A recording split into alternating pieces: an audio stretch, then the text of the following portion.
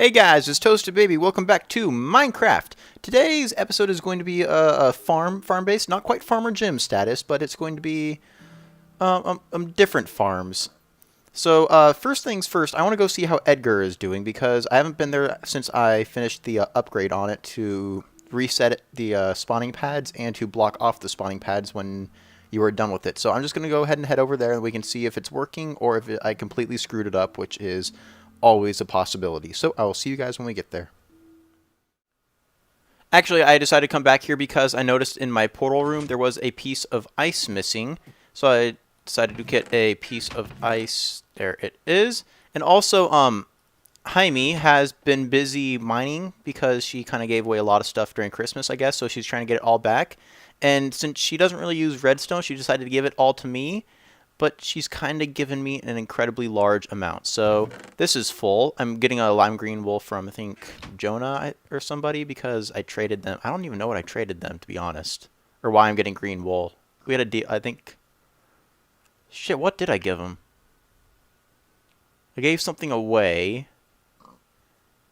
I gave something away. But, so I'm getting lime green wool because we're going to be using that on the arena later in the episode. I'm going to get the the player ready lights on and or the player ready lights and the and gates and stuff worked out. But Jaime's given me all of her extra redstone, but she's done a little bit more mining than I kind of expected because this is my one extra chest, and then this is my second extra chest of redstone. And she seems to be getting about a double chest every 2 days. So I've got a lot of redstone now, and that kind of means I have to get off my ass and start working on the arena. And I still haven't done the barriers because I'm kind of a stickler when it comes to it. Well, I'm a stickler and I'm just a lazy little bastard. So I'm trying to decide what pattern I want to use because it's going to be the same pattern on each side. Like if you split the arena down, or if you split the arena in half, it's going to be the same pattern on one side and the other, but I also have to have single and double barriers there, so I kind of have to take that into account as well. So I'm trying to figure out what pattern or what would be the least obtrusive way to do it. But yeah. Also, I'm recording this. Actually, technically, it's Friday morning because it's 12:19 a.m. But the Minecraft snapshot 13W1A, I don't even know how they do that pattern anymore, came out today, and it's actually, I'm not as worried about the redstone update as I was. It seems like they're fixing a lot of the bugs that came with the update, such as the redstone lines being updated. Like if you have redstone lane powered and then you power it further down, then it actually updates now. Plus, they added in the craftable redstone block, which is always on, so that could be nice for different things. Or it looks like it's actually could be good with building, like if you blend it with lapis and stuff. That might be good. And also the thing that I'm most excited about actually is the hopper that I saw that they introduced. I have a couple plans for that. It's mainly going to be my mob tower. I go in there all the time, and okay, so let's go ahead and turn it off now. So I go in there all the time, and there's just items sitting on the floor. So what I'm thinking about doing with that is putting the hopper down at the bottom, so they die on top of the hopper, and then it sucks in their items. So I just go down there every so often, and it will go down there every so often, and all the dropped items will be in a nice chest for me, so I don't lose anything. And then also my slime farm. I can't tell you how many times I've gone through my house and had slimes fapping around, and I just don't go in there and kill them because I do have a lot of slime balls, but I'm going to be working on a couple of big projects now, so those slime balls could come in handy. Just want to make sure everything's good. Yep. So I'm going to do, actually, I'm sure most of you have seen it. If you came here from my Piston House Redux video, I know I've gotten a couple thousand subscribers just from my Piston House and Piston House Redux videos alone. So I'm sure you've seen my slime farm that I had in there, where I had the lava blades to the lava blade reducers. Okay, so okay, pissed a couple of them off, but I had the lava blade reducers in there, and that worked pretty well. I think it had about a 90% efficiency because some of these small ones did bounce up into the lava after they were reduced and they ended up dying. But for an AFK thing, I'll just go ahead and I'm going to update my slime farm that I have in my house with the hopper and the reducers, so it's all going to go into the hopper at the end. I just go down there and grab some slime balls, so I'm actually very excited about that. One thing, oh, and also the day-night sensor that they have, that's, I mean, hell, the entire time that I spent making that villager thing, getting all the villagers up there, that's pretty much all for nothing now, because now there's just a single block that can take care of that. But the one block that I didn't really understand the point of is that, God, what is it called? It's that, like, that redstone power check block where if A is greater than B, then then the output of A is true, but if B is greater than A, then the output of A is false. I think that's the way it went. I think, oh, that's kind of the programmer way. But I think that's the way that it went. But yeah, everything's working fine here, so Edgar's great. But it might just be me, but I don't really see the point of that block. I mean, it's kind of nice, but it's pretty much the same thing as an AND gate. I guess it's a compact AND gate with just like a signal strength check, but I don't know. I honestly don't know the point of that gate, or that redstone thing. And then also the other thing that I don't, the weighted pressure plates, like the iron and gold pressure plates. I'm not really sure what purpose those would serve, except like I watched Captain Sparkles make a video about it. I think I might actually start doing the snapshot reviews because it's kind of fun to see what features they have. But anyway, he had like where you could like check how many items somebody got in an adventure map. But as far as survival, I'm not really sure how that could be applicable. But then again, we'll just have to wait and see what it turns out to be. So anyway, that Edgar seems to be working fine. Now we're going to go see something. As many of you know, I whitelisted USMC Nash from the fan server. So yes, it is possible to get whitelisted from the fan server. I have many people on here that have done that. And he was on for the past week and a half. And every time I was on, he was on. And he would never say anything. All he would say was that he's working on a project and that he would like to not be disturbed. Well, it turns out that he finally finished the aforementioned project. And it's quite a doozy. I'm kind of happy and pissed at him for doing it. One, because I kind of wanted to do it myself. Two, I mean, it's nice because now I don't have to do it myself. Oh, wait. My phone is freaking out. I have the original Motorola Droid.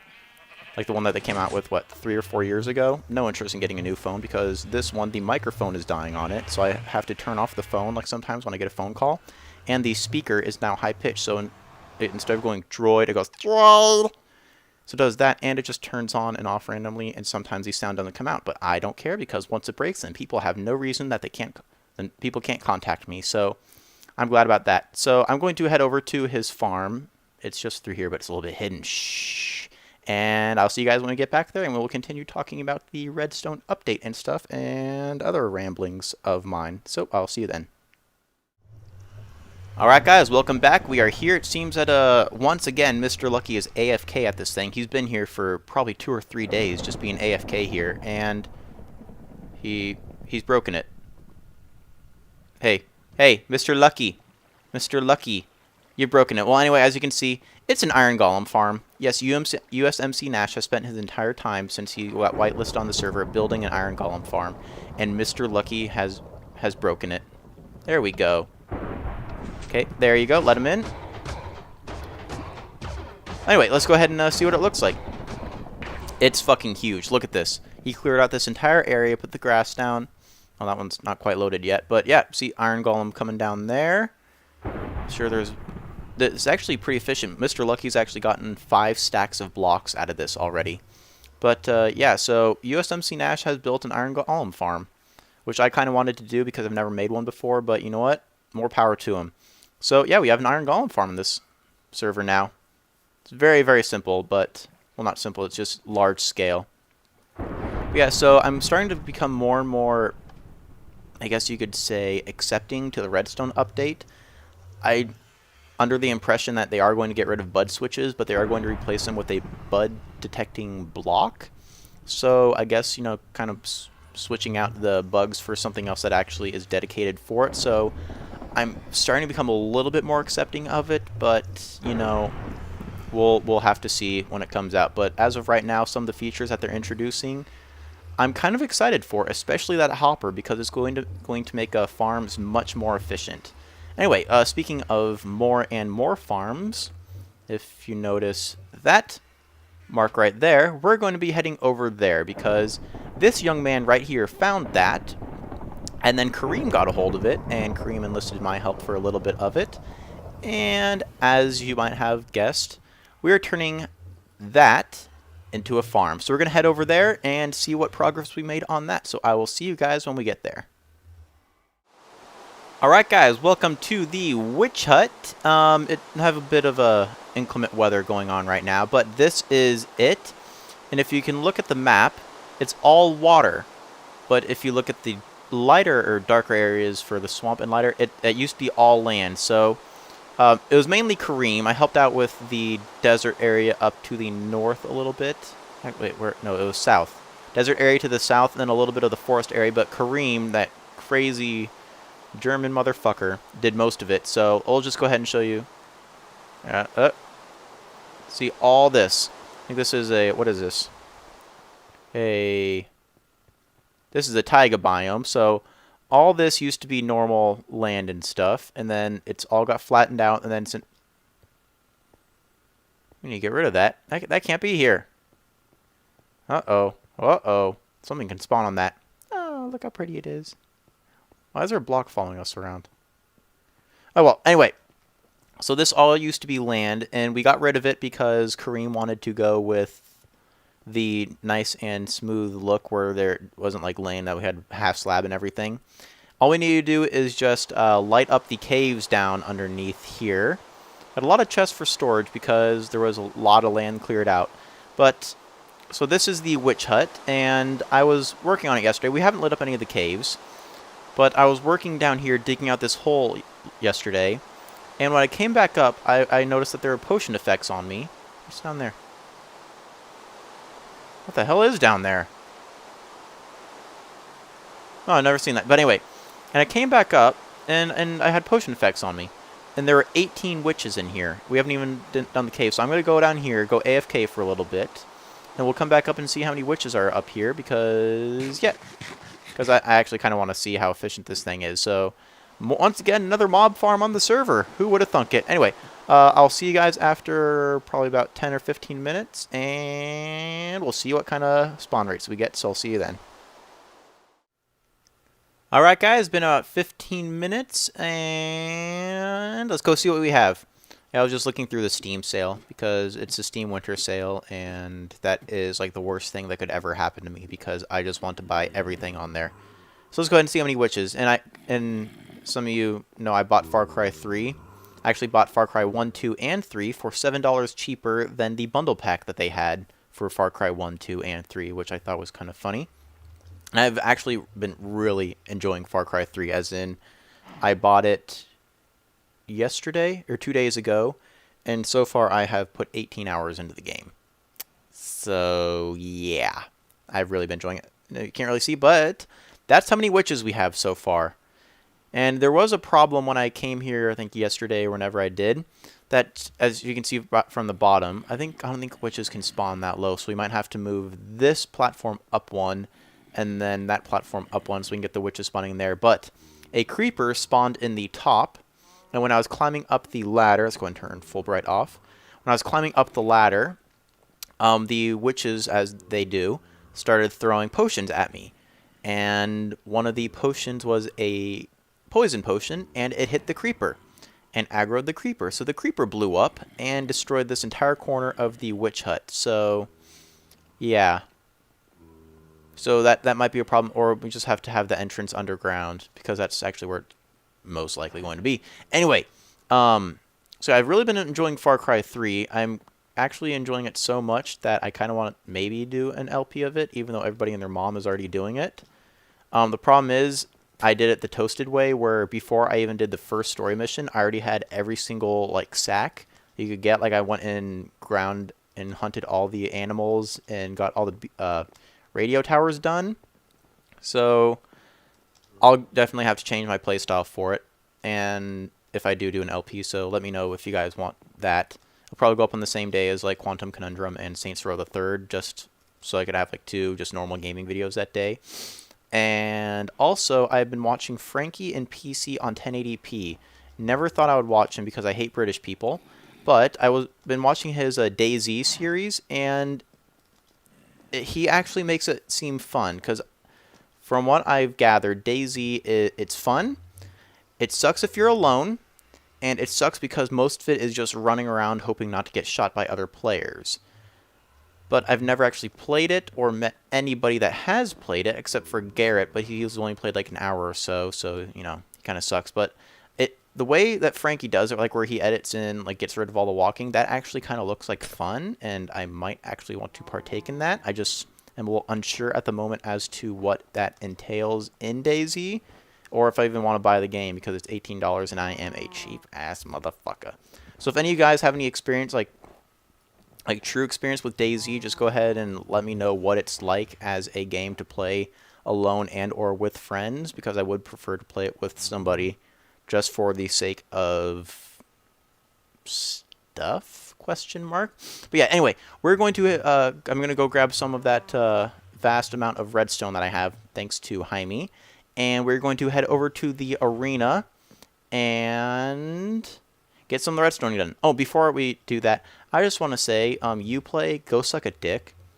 The last thing I want to do when I want to play a game is have to launch it and then sign into a completely different account just to play the damn game. And I don't care about those fucking Uplay points. They don't mean shit. I don't want to have to spend 10 Uplay points to get a custom screensaver when I can just type it in on Google and get it for free. So, yeah. Fuck you, Uplay. Oh, and also, Paco's making videos. So go ahead and sub up Paco. He got his mic fixed, and we got the aspect ratio fixed on his videos, so... And they're very good. He's doing a playthrough of Quantum Conundrum alongside me, and he's also doing Fallout 3. So go ahead and sub up Paco, because I know you guys like him. He's the soft-spoken man with the heart of gold. Complete opposite of me. Anyway, I'll see you at the arena. Whee! Alright guys, welcome back to the arena. It seems like we have been here for the past couple episodes on multiple occasions. Oh, and Mr. Lucky dropped off some roses for us. Oh wow, he dropped off a lot of roses. I didn't see that many. But anyway, first things first, we're just gonna be dealing with this side today, and then after I finish recording, I'll go ahead and mirror it onto the other side. But what we're going to be doing is this one is the status for the doors. So see down, push it again. Doors are gonna go up. So this is for the doors. This one is going to be a lock for the doors. So the way that I'm going to do that is, one, I'm going to, actually I'll just go ahead and, so we need to do that and that, should be easy enough. Let's do this. Now I just need to reroute this wire to there. So it goes through here and there. Can go ahead and get rid of this. And then what I'm going to do is put a piston underneath here. Actually put a piston on this block, so we can get rid of that. This is going to be a block on top of a piston. It's going to go down when you don't want the signal, and then up when the thing is locked. And then also I need to run the current all the way back over here. Current is going to go, oh crap, we can't get over there. Yes we can, we have ender balls. Let's do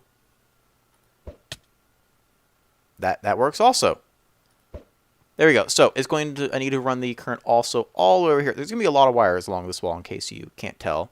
But I need to run all the way back over here, because over here on this wall of the ready chamber, I don't even know what this is going to be called, but I'm going to have a switch hooked up to an RS NOR latch. And whenever the players are ready to go, then the players will push that button, and then that button will transmit a signal all the way over to the thing. It's going to have a status light, so it's going to be on or off for whenever the players are ready.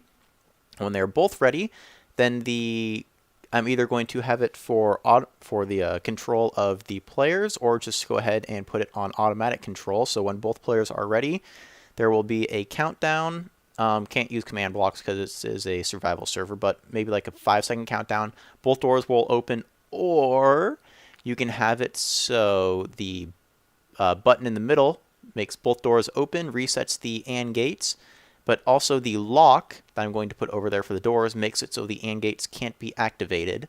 So yeah, and also the master override switch I'm probably going to have on the other side of the gate can't be activated, so you can't open up the gate at all if those locks are on. So I'm going to go ahead and get it laid out a little bit, and then you guys will rejoin me when it is done-ish. So yep, see you then. Alright guys, I have the lock mechanism made for this area. I'll just go ahead and show you. Right now the lock is on, which means that this button does not work. So now it even says that it's off. Do it again. No signal going over there, but if we push this button, then we see that that block raises up, and that is courtesy of, if we go over here, the RS NOR latch right here pushes it down, gets the signal over here, and it's just a redstone ladder going down, bring the signal out, which goes down. God, there's so much wiring. Goes down there, and then it brings it to a block, which is next to the piston. Oh, come on, let's get out. Let's get out. There we go. So it brings it over there, and then the piston goes up, and then now that when we push this button, door opens, and door closes. So that is the lock mechanism. Very simple. See, block goes down. And now I'm going to go ahead and work on the AND gate over there and work on where should I have, I think the status lights, maybe I could have them right here, maybe? Here, up there, maybe like sticking out one. I don't know, but I'll go ahead and get the AND gate set up so the lock works with that as well, and just get all the wiring because it's going to be a lot of time spent getting the buses back and forth if I even need those. I still don't know what I'm going to do. But anyway, I'll see you guys when I get that done. Yep. Alright guys, I got the player status thing ready on this side of the arena. I'll just go ahead and show you. You just push the button on this block, locks it on because there is an RS NOR latch right over here that when you push it, then it activates. And well, like that, and then that's the top part that's deactivated, and then when it pushes on the bottom, then that's on. And the output is on the bottom, which goes down here. If we follow this wire all the way over to, let's actually, you know, let's get up quick and jump better. But also a creeper managed to find its way out onto the wiring over here, so I think I need to light it up a little bit better because I don't want this shit getting destroyed. Anyway, but it follows this bus right here all the way over. If we keep following it back over here, then it follows the wire to right here. And I just decided to just stick the block on the, just right there. So it's just kind of right in your face. I'll probably end up moving it later, but you know, that's just for now. So that means that that player is ready to go. And then I activated the, or I put the reset on it, or hooked up the reset to it with this bus right down here. So if you follow this one all the way back, and then it goes down here, goes down here, goes down here, and then it splits off right here. This is the reset for the RS NOR latch, which just goes up to the top to reset it. So the reset for the RS NOR latch is just hooked up to the door opening switch. So every time that the door is opened or closed, then just automatically resets this, just so I don't have to make an entire bus just for a reset switch. So let's go ahead and show you. So right now it's on. Actually, let's go ahead. So yeah, right now it's on. And the door is open, so we'll just have to deal with that. But, you know, that's cool. Let's go ahead and put another torch right there. So player is ready. Go over here. Go down. And then we'll just go ahead and close the door just to show you. There's the door switch. Door is closing, and now the light is off. And then if we go back down there, got a little bit of damage. We'll just break through the door because, I mean, nobody really cares about this door anyway. Got that. Let's go ahead and activate it again. And we'll just fill up this gap. We don't need that. We're already done over here. We'll do that and that. Sand back. Sand. Sand. Back down. And then we'll head back up here. So yeah, as you can see, the player status light is on. And if we open up, let's say like even using this switch. Got that. Player lights off. Doors are open. Players are entering the arena. And There we go. Doors are back closed. So that just automatically resets the player light switch. I don't know if I'm going to switch it for an RS, or sorry, T flip-flop down there, just in case they want to unchange their status or just lock them in so they're screwed if they're not ready. Might just do it that way because I'm just nice like that. And I also don't know if I want to hook that up to a timer. Actually, you know what? I think I might, because chances are there's not going to be like a third person here, a third overseer, if two people just want to duke it out. So I'll probably just end up hooking the RS Norlatch over there up to a timer, so or a delay. So once that one is activated and that one is activated, actually I'll just hook it up to an AND gate. And then once the AND gate is activated, it goes to a timer, and then it'll probably just loop all the way back to here, and then just mimic this signal going out. So yeah, and then it'll just activate that. So once those are connected, it'll go to an AND gate, which will lead back to this. And actually, I could do that right now. So I'll go ahead and just make the AND gate and get it set up, and I'll see you guys want to do that. Alright guys, so I got the AND gate made. It's just very simple. I just took the signal that was going to the player status ready light, and I just split it right here into, and it goes down here, goes down here, and then this is one part of the AND gate. It just hits that torch. When that one's on, that torch gets turned off. And then if we go over here, this is going to be the other input. So when this torch gets turned off, then both of these inputs are off, and this torch turns on. And then there's also a torch on this side of the block. You just actually, if we go over here, you could probably see it. Yeah, see that torch right there? That torch powers this block, which in turn powers this repeater, to that repeater, to that block, to that repeater, to that block, to that repeater, to that block, which powers this redstone. And this redstone powers this block, which then in turn powers this repeater. Put that on max delay, and then that goes into the master door control unit, which then opens up both the doors with all the stuff. So let's see how long that delay is. So that's 8. That's 1 second.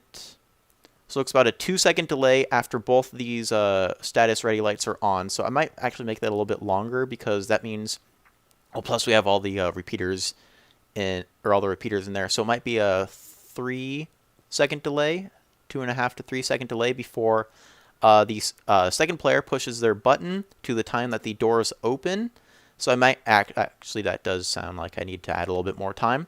But anyway, I'll just go ahead and do that later. But yeah, so once both the players are ready and both these lights are on, then I can make it, actually I still need to hook up the door lock to the, I'm just going to take the signal from the door lock, which is, where is that? It was down here. Where did I put that?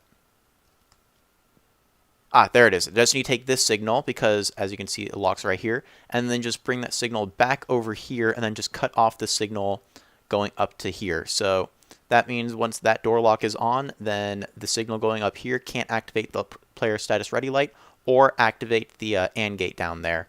So yeah, I'll just go ahead and do that off camera, as well as mirror this over on the other side so we can get that side hooked up as well. Anyway, that's going to do it for this episode. Hope you guys enjoyed. Hope you again learned something or two about Redstone, because this is actually very, very easy, except once you get to the clusterfuck over there and the clusterfuck back here, because there's really not much room to do stuff. But anyway, hope you guys enjoyed. Thanks for watching, and I will see you next time.